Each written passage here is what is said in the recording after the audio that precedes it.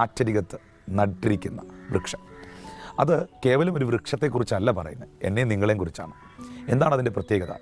അത് തക്ക കാലത്ത് ഫലം കായ്ക്കുന്നതായിരിക്കും, ഇല വാടാതിരിക്കും. ബൈബിൾ വ്യക്തമായി പറയുന്നു, അത് ആറ്റരികത്ത് നട്ടിരിക്കുന്നതാണ്, തന്നെ കിളിച്ചതല്ല, തന്നെ വന്നതല്ല, ഏതെങ്കിലും പക്ഷികൾ കാഷ്ടിച്ച കാഷ്ടത്തിൽ നിന്നും കിളിർത്തു പൊങ്ങിയതല്ല. അത് ആറ്റരികത്ത് നട്ടിരിക്കുന്നതാണ്. അതിൻ്റെ സീഡ് ഒരാൾ വെച്ചതാണ്, ആ തൈ ഒരാൾ നട്ടതാണ്.